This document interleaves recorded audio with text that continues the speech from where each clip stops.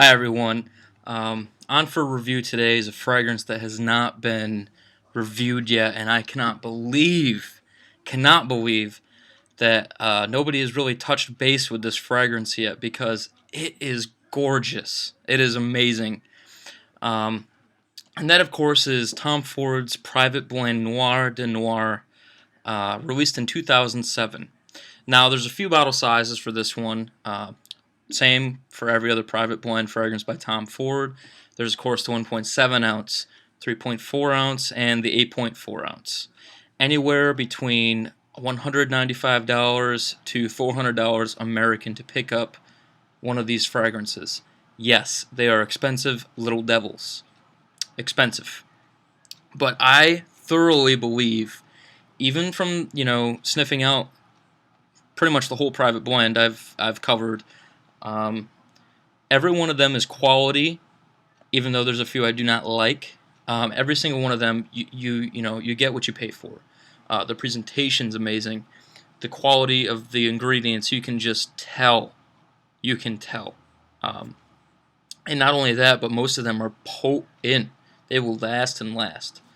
So to kick it off here with some of the notes, I'm not going to give you the note lineup. I'm gonna tell you what exactly I smell, and it's basically three notes that are in the note lineup anyways. But on my skin, it's three notes and three notes alone. Um, so basically, in this fragrance, from start to finish on my skin, it's rose, oud, and chocolate.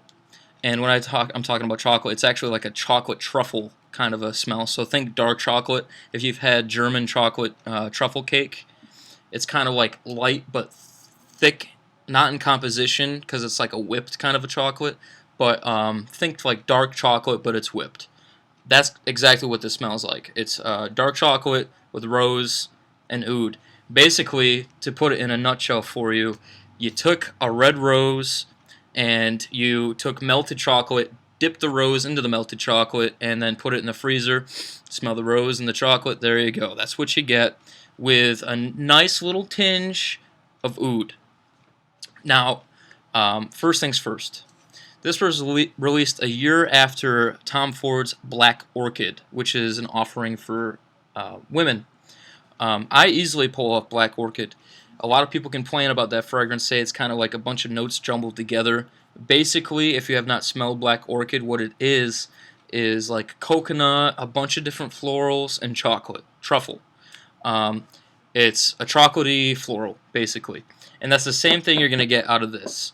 Um, I have here the 50 ml, the 1.7 ounce, Noir de Noir. Got the nice sticker here. They all look the same, except for, the newer releases have different colors. Some information on the bottom here. Take the cap off after I show you that they're Tom Ford on the top. Take the cap off. Sprayer works beautifully. I love the sprayers. I love the bottles. They look awesome when they're all together on my shelf. Here's the sprayer. This is actually my scent of the night. Tom Ford Noir de Noir. And after just spraying it on my skin, it would have to be because it's potent stuff. Now, the only difference with the way this is going to play out on your skin, or at least on my skin, when I first spray it, it's a big blast of rose with like that medicinal type oud that you're going to find in like most of the Montel fragrances. If you like Montel Black Oud, chances are you're going to like this. I, however, on the same token, do not like Black Oud, but I could see how if you like Black Oud, you would probably most likely like this. The rose is exactly the same. I'm pretty sure it's Damascus rose. It's such a high quality rose. This one is just absolutely gorgeous in my opinion. Chocolate covered roses. I mean, how sexy, how much sexier could it possibly get? In my personal opinion, if I had to take a guess, I would say that this is more than likely the Tom Ford Private Blend bestseller. Reason why? Well, even though there's a lot of guys that really like cologne and fragrances and like to smell good, more than likely it's mostly a female's type of market. That's just something that is it's more than likely it's true. And this is marketed towards it's unisex, but it's more or less on the female side just because of the rose. I, however, pull this off no problem. It does take a certain kind of man to be able to pull this off, though, because you really got to be able to, like pull off the floral type fragrances. It's not super heavy on floral, but if you do not like rose, you're not going to like this.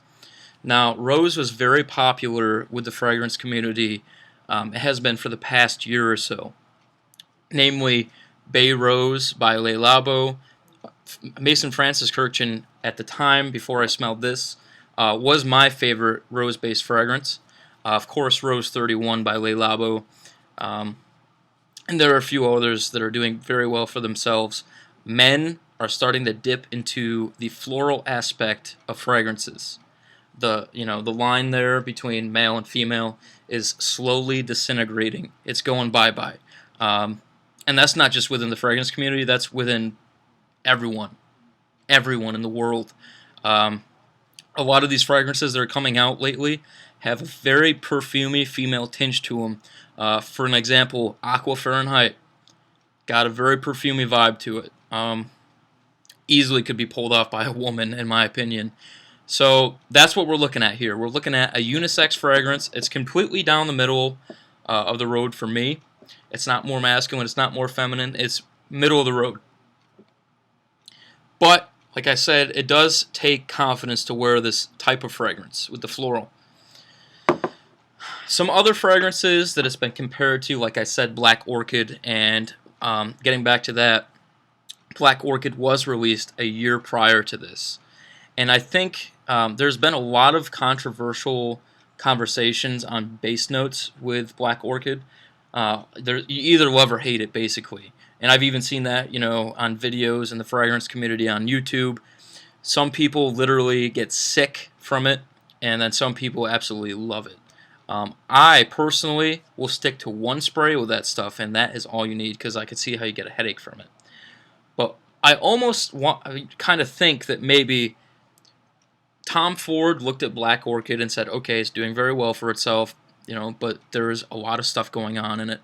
And then he took that sort of composition where it's going to be floral and chocolate and perfected it with Noir de Noir.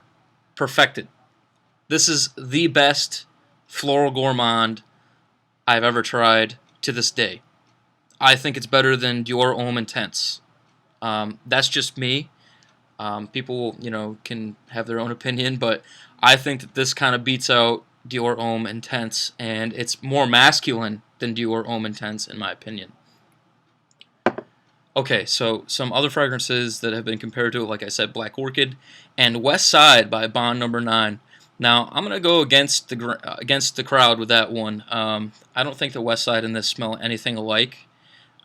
West Side has a very dominant peony note in it. And if you don't know what peony is, it's a very feminine type floral note. It's very, very pleasant. I love West Side, but it's definitely more feminine in my opinion.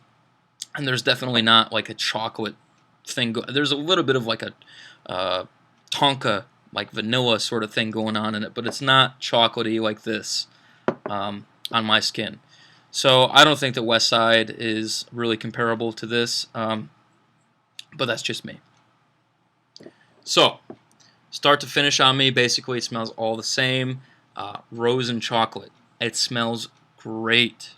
Amazing. This is quickly becoming one of my absolute favorites for a night out.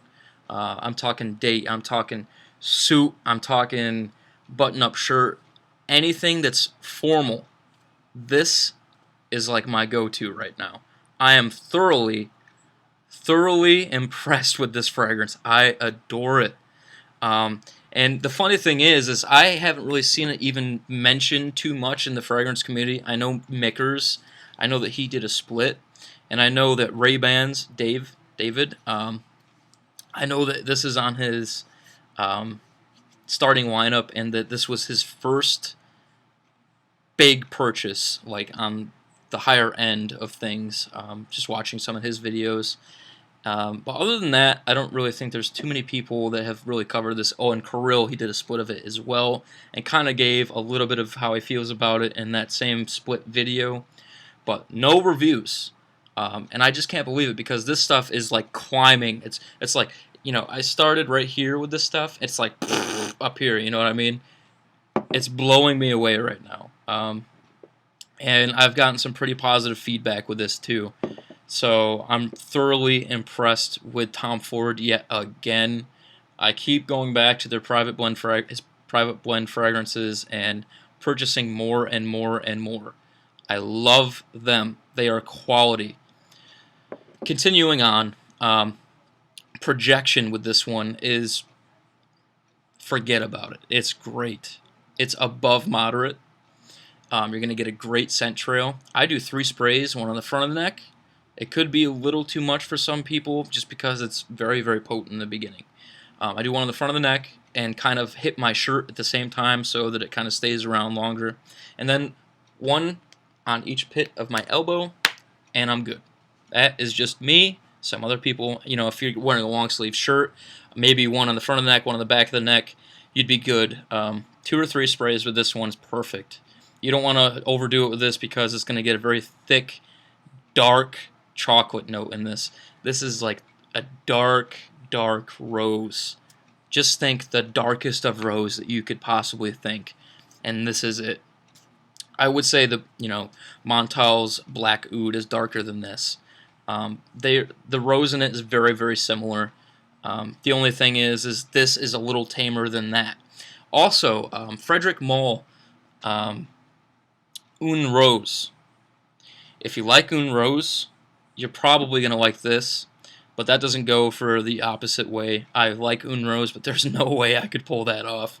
Un Rose is the more potent version of this, and this is already potent. This is already like in your face potent.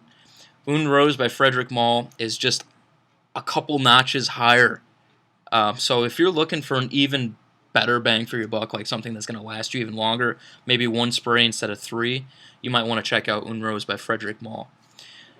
Continuing on, this, I think, honestly, for the type of fragrance that it is, the crowd that it's going to attract would be 25 and up, both men and women alike. I definitely don't see people 20 or under pulling it off, although I am only 21, so that's all based on personal taste. I love this stuff. I think it's great. It's going to make it my starting lineup when I redo it. Projection, longevity, both great. Leaves a great scent trail. Occasions that I would use this for are basically just dates and any sort of formal wear. I wouldn't wear this at the club. I wouldn't wear it to school, not to work. It's not that kind of scent. It's a celebration scent, in my opinion. Very, very sexy. In between the sheets, yeah. You take it from me. This stuff is just doing it. It's doing it for me right now. I'm just completely and thoroughly amazed by this scent. All in all, I think that for the price that I got this for the type of scent that it is, it's my floral. Okay, I am now dubbing this the sexiest floral that I've ever smelled. Not that it's the most potent floral as far as like floral goes, because yes, the rose is tamed out by the chocolate and oud, but it is like, I like it better than Dior Homme Intense, and I love that stuff. So, like I said, thoroughly impressed with this fragrance. I'll give you another look here. This is what the box looks like. It sits in here. And this is, of course, the fragrance. Once again, bottle. All in all, I give it a 10 out of 10. You're not going to see that much from me anymore either. I am just blown away by it. Yes, it's jacked up in price, but worth every brown little cent. Every. I hope you all enjoyed, and I will talk to you all later.